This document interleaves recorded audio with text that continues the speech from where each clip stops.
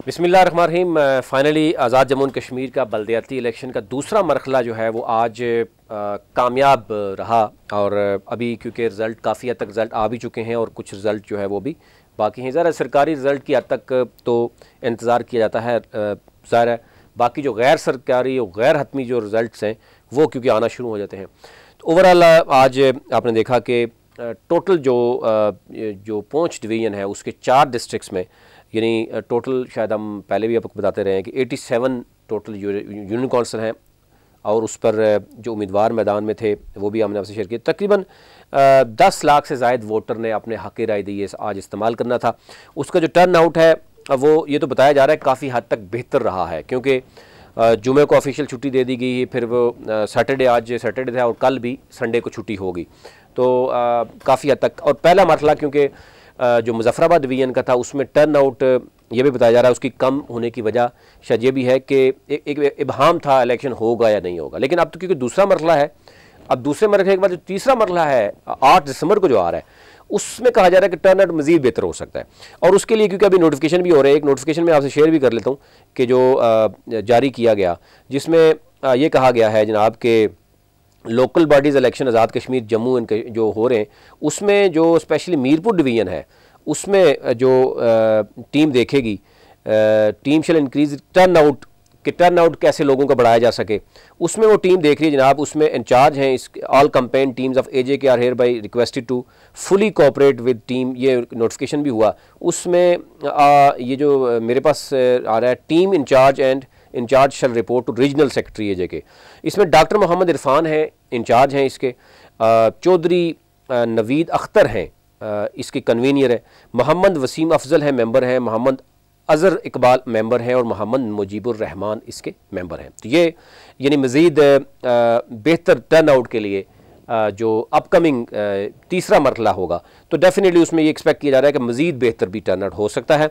लेकिन एक अच्छी बात यह है कि 31 बरस के बाद जो बल्दियाती इलेक्शन AJK में हो रहा है, जिस तरह का खौफ व हरास फैलाया जा रहा था कि जनाब खून खराबा हो सकता है, ब्लड शेड हो सकता है और पता नहीं सिक्योरिटी नहीं देंगे तो ये होगा और इलेक्शन नहीं करवाने चाहिए, उसमें ये चाहते हुए भी अपोजिशन मैदान में उतरी और अच्छी कारकर्दगी अभी तक अपोजिशन ने जो पहले मरहले में दी।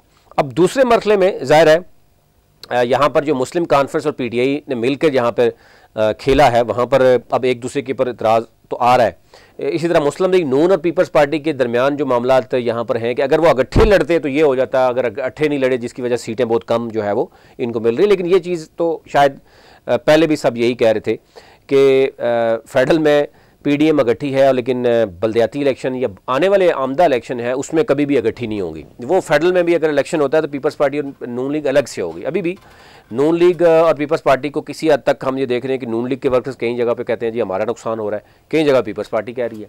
अब इस्लामाबाद में बल्दियाती इलेक्शन हो रहा है तो 101 यूनियन कौंसिल में पीपल्स पार्टी ने सिर्फ 16 यूनियन कौंसिल में अपने उम्मीदवार मैदान में उतारे हैं।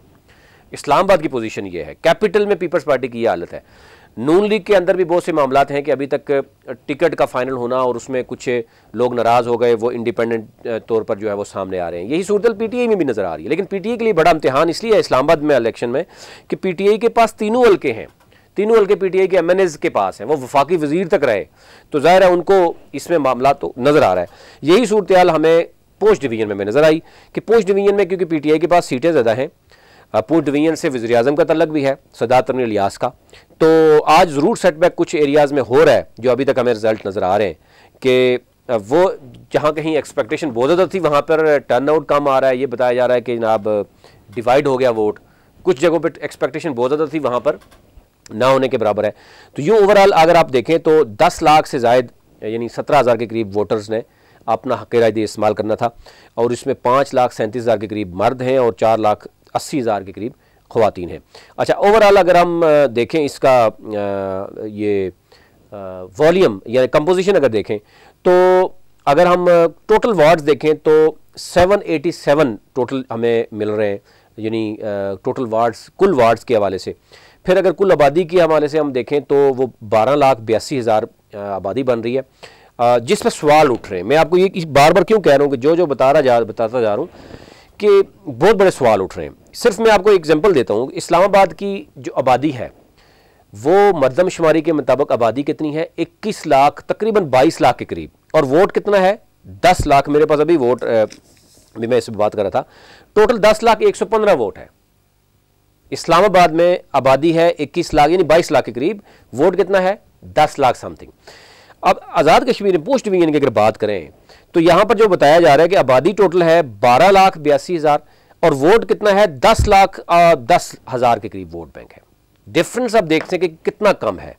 और अगर आप ये पोजीशन आप जब आप रेशो देखेंगे कि हर घर में, इसका मतलब तो ये हुआ कि 12 लाख टोटल आबादी है, 10 लाख वोटर है, तो मतलब बच्चे हैं ही नहीं, इसका मतलब है। अब 12 लाख की आबादी में कितने बच्चे हैं जो अंडर 18 है, पहली बात, जिनके वोट नहीं, और ज़ाहिर है बहुत सी चीज़ें हैं।